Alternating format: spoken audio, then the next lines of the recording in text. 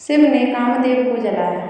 जब भगवान शिव की पत्नी सती ने अग्नि में प्रवेश किया और अपने पिता दक्ष द्वारा भगवान शिव को दिखाए गए अपमान के कारण मृत्यु को गले लगा दिया तो वे पूरी तरह से तबाह और क्रोधित हो गए। उन्होंने अपने कर्तव्यों को त्याग दिया और गंभीर ध्यान में चले गए। इससे दुनिया में विनाशकारी असंतुलन पैदा हो गया, जिससे सभी देवता चिंतित हो गए। इस बीच सती का देवी पार्वती के रूप में पुनर्जन्म हुआ। वह भगवान शिव से विवाह करना चाहती थी, लेकिन भगवान शिव को इसमें कोई दिलचस्पी नहीं थी और उन्होंने उसकी भावना को अनदेखा करना चुना। भगवान ब्रह्मा ने नारद को बताया कि देवताओं ने भगवान शिव को प्रभावित करने के लिए कामदेव को भेजने का फैसला किया ताकि उनकी और पार्वती के बीच विवाह संपन्न हो। इंद्र ने कामदेव को बुलाया और उन्हें बताया कि राक्षस राज तारकासुर को ऐसे व्यक्ति द्वारा ही मारा जा सकता है जो शिव और पार्वती का पुत्र था।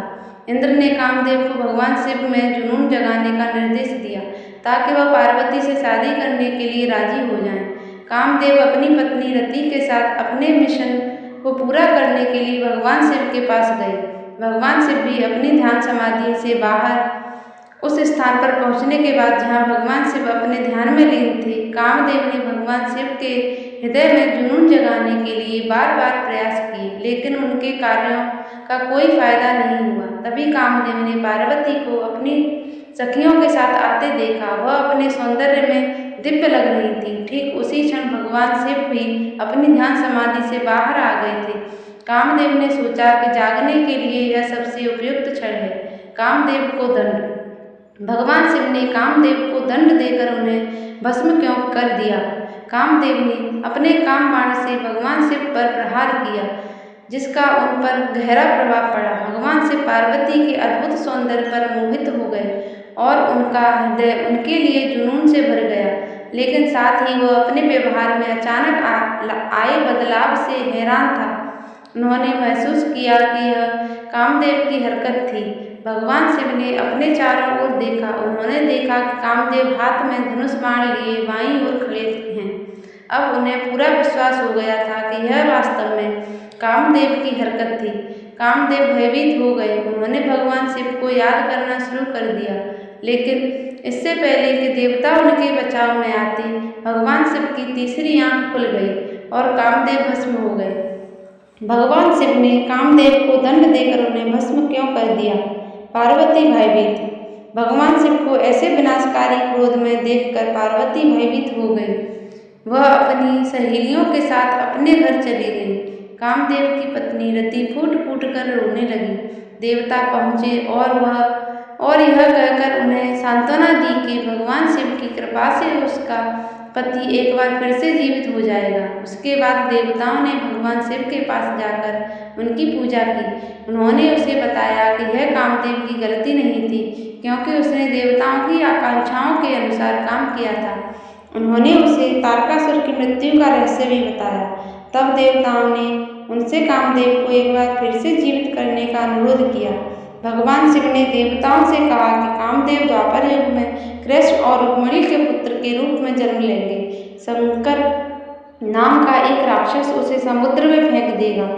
वह उस राक्षस को मार डालेगा और रति से शादी करेगा, जो भी समुद्र के पास एक शहर में रह रही होगी। लेकिन देवता संतुष्ट नहीं हुए। उन्होंने भगवान शिव से अनुरोध किया कि वे रति को उसके पति से मिलाने में मदद करें। भगवान शिव ने तब उन्हें बताया कि कामदेव उनके गण बनेंगे, लेकिन उन्होंने उन्हें इस तथ्य को किसी के सामने प्रकट न करने की चेतावनी दी थी।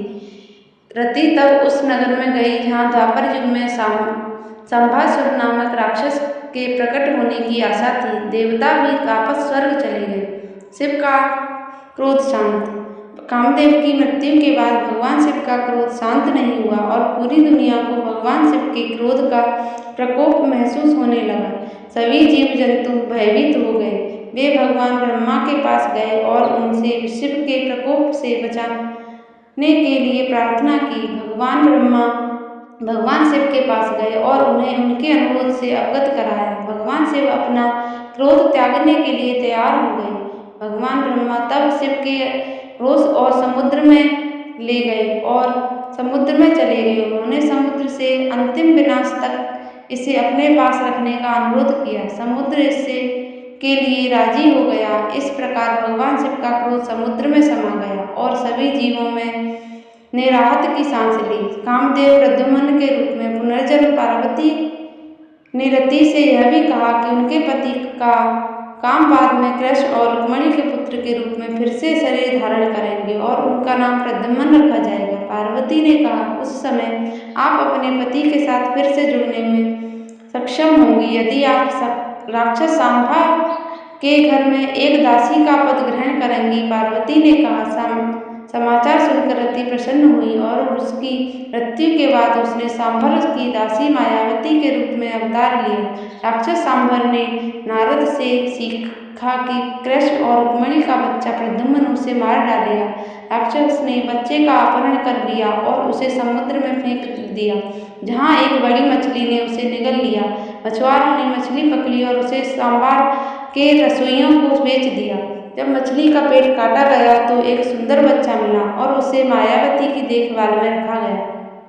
मायावती ने लड़के का पालन पोषण किया और जैसे जैसे वह बड़ा हुआ उसने मातृ स्नेह के बजाय उसके प्रति अधिक यौन आकर्षण व्यक्त किया। लड़के ने आश्चर्य से अपनी माँ से पूछा, मेरी प्यारी माँ, यह कैसे हो सकता है कि आप ऐसी भावनाएं व्यक्त करती हैं जो एक माँ के लिए उपयुक्त नहीं है। मायावती ने प्रद्युम्न को समझाया कि वह उसका पुत्र नहीं बल्कि भगवान काम था, जो कृष्ण और रुक्मिणी के पुत्र प्रद्युम्न के रूप में पैदा हुआ था और सांभर द्वारा उसका अपहरण कर लिया गया था। वास्तव में वह उनकी पत्नी रति थी, जो उस अवतार में उनके साथ शामिल होने आई थी।